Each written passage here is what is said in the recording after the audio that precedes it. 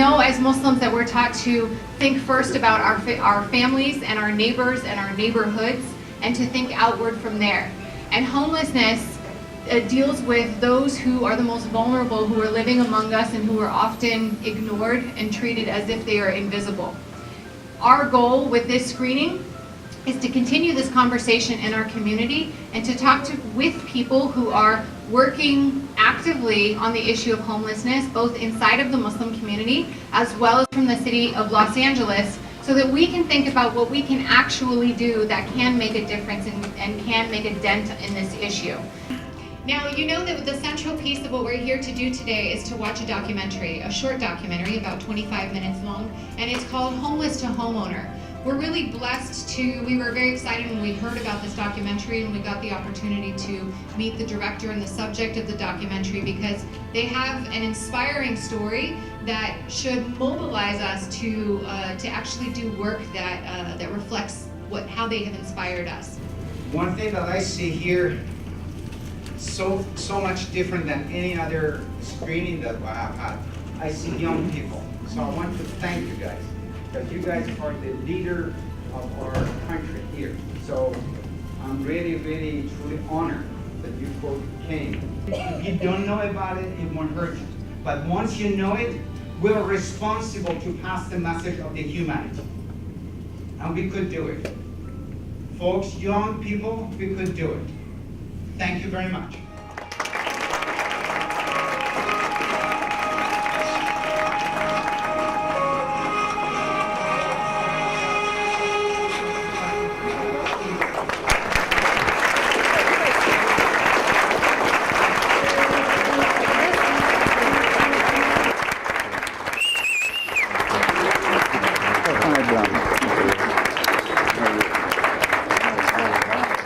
We have a question here from a young person who first says, thank you, Mo. Thank you. You are a great person and Muslim. I've always wanted to do these kinds of things. So somebody who's feeling directly inspired. They are curious about what made you get involved, what clicked in your mind, as this person says, that this is the right thing to do. And if you don't mind talking about it, where did you get the funds for putting this kind of plan together, since you were invested in this issue for a long time? Well, I just want to give the answer to that young person is definitely it was not a hipster thing to do, you know. When I started 30 years ago in Sacramento, I owned a lot of buildings, you know, and of course we talk about how do we make money to do these things, you know, because it takes wealth to be able to be powerful. It takes wealth to put the city council people there. And it also takes wealth and power to ask a mayor to resign. And I did all of these things, okay? I have been called an obstructionist by Sacramento Bee. So I'm a problem maker, okay? It's okay though, Jesus was a problem maker. He was a terrorist, he terrorized the Roman Empire, okay? I'm not afraid of that. I'm not here for popularity contest, okay? But the bottom line is that we work hard, we achieve, we build buildings, and one of my buildings happened to be across from Loaves and Fishes. So I asked the mayor, do you want me to feed them here, or do you want me to feed them on K Street Mall? And very soon I found out that they don't want us to feed them anywhere. They want the homeless folks right in the middle of the river. And that's not legal yet. It is not legal yet in America. So our job is to advocate for them, become successful, not only to the student that asked the question, but all the other young people that are sitting here. You need money and power and influence to give the message to the mayor. I don't want to mention name in Sacramento, but some of our city council members told me, Mo, after I put pressure on them, Mo, read my lips. Your people don't vote. Okay? Your mayor is after the vote. My mayor is after the vote. But what we tell them then, fine, they don't vote, but we can always ask you to resign. In the news, once they showed a woman begging, they followed the woman to a new fancy car. It made me hesitate to give money to people who are begging. What do you think? But for everyone that is a con artist, that is begging on the street. There is 1,000 people out there legitimate. So we are not here to judge. But what I would also like to suggest is invest in yourself. Invest in yourself. Save those monies that you were going to give and have your cadre of friends invest the money. And once you have a couple of $100, you can really make an impact. You can go to churches, you can go to feeding places, be a good volunteer. Be a good American and go out there and volunteer with the other people. So then you will see whether that person is going to use that money to buy alcohol or whether he's going to use that money to buy drug. You're there, you're intimate, you are so close to him that he can't con you anymore. And I ask our panelists for a final thought about what you think a community like this can do in a practical way and that can make a dent or be part of a broader effort. What we need to do, and it would really help us tremendously, is that each of you volunteer at a church or volunteer at a synagogue. Then you are an ambassador of this mosque and your community and the Muslim community in the community. And when they see you are there cleaning the bathrooms, feeding, helping the homeless, then indirectly you're showing them what Islam is.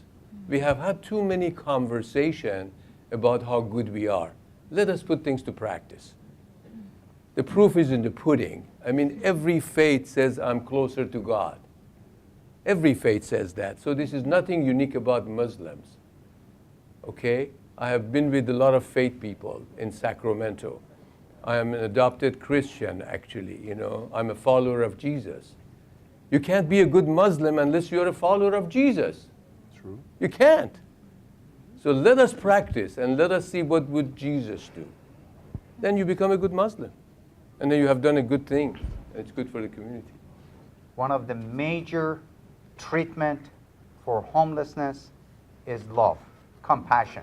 More than any other medicine, it works. Believe it or not.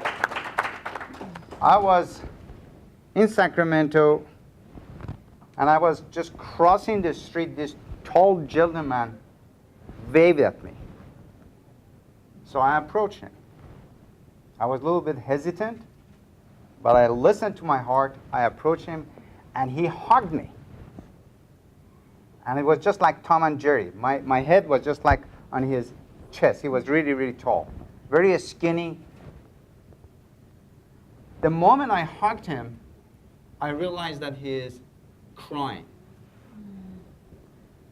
So I put my hand in my pocket to give him some change, and he held my arm.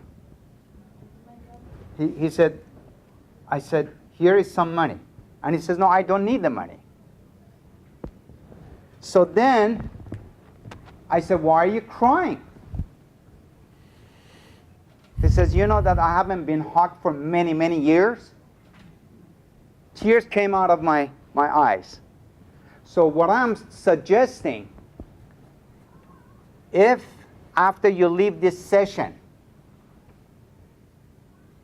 if you can't do one thing, show some love and respect for the homeless guy who is sitting in the corner of the street.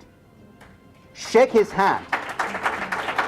We have something very, very special here because I'm very, very honored to have Mr. Momohana. So I'm going to give him this, and this is a legacy to his family, to his culture.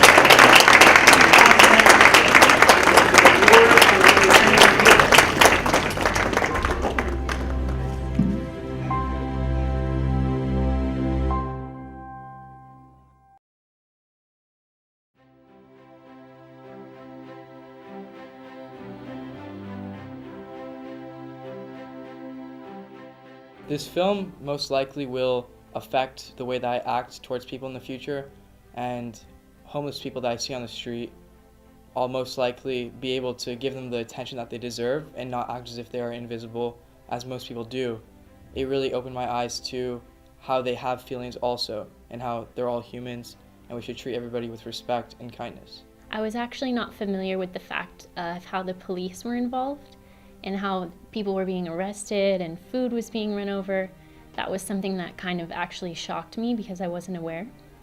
But I was very impressed with the way it was shot and done and how people are getting involved and what they're doing, especially the part where they're working with women.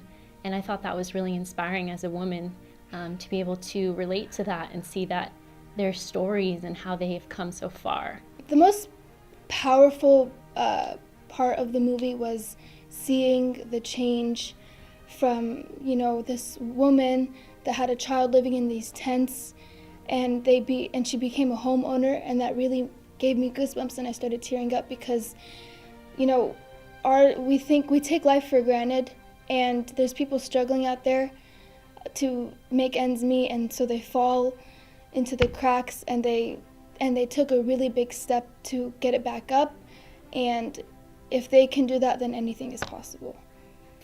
If at a very young age you have a very good foundation and understanding and you're educated very well about the subject, then as you get older, it can only really go in the positive direction. So I think the target should be people of younger age. So, because we're the ones who are going to be able to make the changes in the long run. So I think it's very important. I think a turning point in the film that really helped me to understand how to get involved and what to do was definitely the part working with the women's organization. And it really showed me that there are practical ways that we can get involved. And it really made me want to make a difference and actually do something rather than just talk about it. So now I want to continue to do work with my church involved in the Skid Row ministry and really make personal relationships with those people. We were involved in some of the pieces of the production. I mean, it really was, as Jahongir said, he followed my dad and asked if he could turn on the cameras, and so we were just giving him a tour of the facilities, and I think that he was just very inspired by what he saw, and he wanted to do something more in depth on it. It's hard for a young girl to be subjected to all of these harsh realities at such a young age, but then you grow up and you realize that, we have a greater calling, that we aren't just here to make money and, be successful, and what is the definition of success? So I think our father has really taught us that over the years. Absolutely. I really feel like the greatest thing our dad has really taught us is that life isn't about, becoming educated and making money and doing all these great things that obviously one should strive to do in life. But the feeling you get after truly knowing that you've touched a life and you've made a difference in someone else's life when they couldn't do that for themselves, I think that really is a testament in itself. The most powerful moment in the film was most likely how Momahana started as a janitor and is as an immigrant coming with an accent and all this stuff, and he became a multimillionaire, and now he's giving back to everybody. It just shows how he doesn't really value his money more than helping others. So it just shows how much of a good man he is. My father making all these documentaries and me growing up around them has opened my eyes to what the world really is and how we should act towards others. So it's most likely made me a more kind and gentle person. I'm proud of what he's been doing. He is, if not the most kind person I know, and it's great that he's doing such humanitarian acts.